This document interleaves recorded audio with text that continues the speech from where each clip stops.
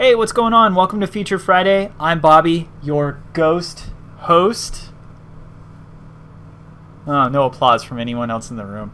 Anyway, this week we're going to be talking about something that I've encountered in kind of my day-to-day talking with users, and I wanted to use Feature Friday as a time to maybe talk about it a little bit more. And that, of course, is two-factor authentication.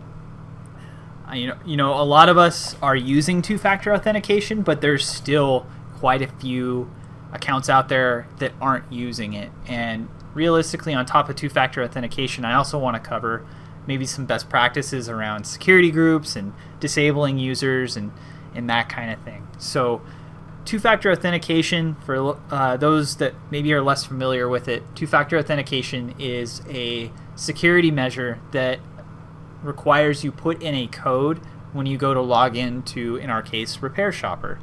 The idea is that it requires the code and your password to get in. And it just helps secure your account against some of the more common ways of people breaking in, like guessing your password, for instance. I kind of wanted to talk about it. I've gone off script for Feature Friday, but I'll let marketing chase me down later. So where is two-factor authentication? You can enable it on an individual level on your user details, and we'll get into that in a second. First, I want to show you where you can go to view what other accounts, or what other users rather, on the account are using two-factor authentication. Now, if you're the global admin and you're not, chances are they're not. So we'll cover all of that here in a minute. Start out by heading to the App Center and scroll down, and you will find two little padlocks here, and that's two-factor authentication. If you click that button, you'll be presented with a screen that shows all of the active user accounts for your business.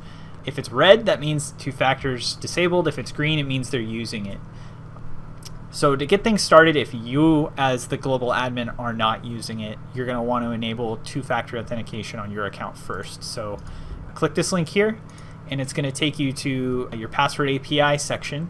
And then if you scroll down, there is two-factor authentication and a enable button.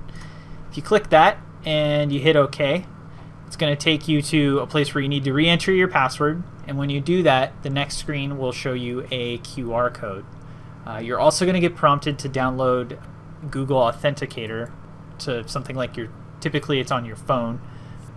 When you do that, you'll be able to scan the QR code, and that's pretty much it for setup.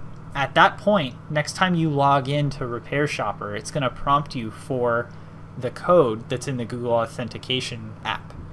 And then whenever you type in your password, the code will ask, you enter the password, and you're in. Again, the idea is that it is a little bit of an inconvenience, but that's on purpose to block the people that are just trying to guess passwords from being able to get in.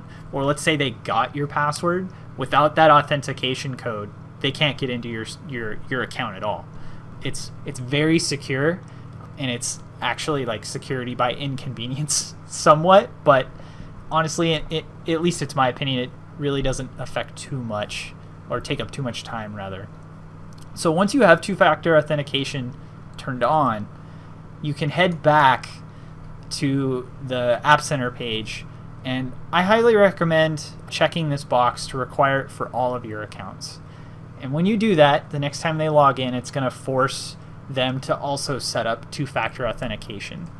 That way, all of your accounts are secure no matter what, if they're a global admin all the way down to maybe just a technician level. Just as a matter of security for your business. Personally, I've seen people have tickets deleted. I've seen documentation altered and that kind of thing because they lost their password, and that's not a fun thing to help support and try and fix for people. So I wanted to take a minute and talk about this. The next thing I wanted to talk about is security groups. So if you click on admin, on the left-hand navigation side, there's going to be a selection called security groups. Now, largely, most of you are using these, but I just want to take a second and talk about some best practices that I've seen around security permissions just in general. So when it comes to access to your software, it's really important, at least in my opinion, and I'm sure many others, that you only give the amount of access that's necessary for the person to perform their job. And what I mean by that is global administrators have unfettered access to the software. You can't impose security permissions on them. And sometimes I do see accounts that give every user a global administrator account. And while that's great, I highly try to discourage people from doing that, because global admins can turn integrations on and off, they can alter things, they can change user passwords, and just they have complete control over the software. So what I typically recommend to people is creating security groups for the different tiers or positions in your company, and then position your users within those tiers so that they can do their job, but they don't necessarily need, let's say if they need to look up customers, work tickets, and maybe ring up the invoices. They don't necessarily need access to stock takes to make edits to your inventory. So you probably don't want to give them security permissions to do that. To create a new security group, click New Group, and then give it a super awesome name. And from there, there's tons of options here to decide what they can and cannot do within the application. I won't necessarily go through all these options today just because there's so many, but this list continues to grow as we add new features and make other changes based on user feedback and that kind of thing. Once you have the security group set, if you head over to users, and when you're either creating a new user or editing an existing one, if you click details, calendar groups and security groups are intermixed, by the way, for those of you that are wondering why this is calendar groups. But if you click this drop down here, you'll be able to select between the different security groups. And yes, it is possible to position somebody into different or multiple security groups, But again, you probably don't want to make anyone a global admin. In fact, I would even go as far as saying maybe having one super secure global admin account that never gets used, and then create separate users for everybody else. That way, if someone somehow got a hold of your password, your account maybe doesn't necessarily have total global admin access either, just as kind of a way of limiting the damage that can be done to your account. The next thing I want to talk about is how to disable users, and we're already on that page, but to get here again, you go to admin, and then you click on users from the left navigation, and then you would go to either details or click the disable user button here. The reason I want to bring this up is because it's very important if someone transitions away from your business that they don't have access to anything on your account any longer. Disabling the user prevents them from logging in. It will log them out of their current instance, and it's just really smart when someone transitions away from your business to do as fast as possible. So again, you can click this button here, and you can click details, and you can click disable account here.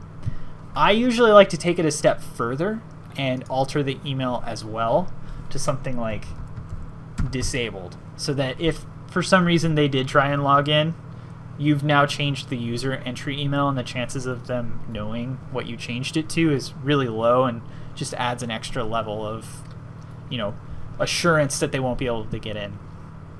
So I know this is a more long form Feature Friday, but I really, really wanted to talk about security stuff because it's important to me, but I really want it to be important to everybody else. Anyway, I hope you enjoyed this. If you're still here, I appreciate your time. Please like the video, leave some comments, let me know how I'm doing. And yeah, I'll see everyone next week. Take care.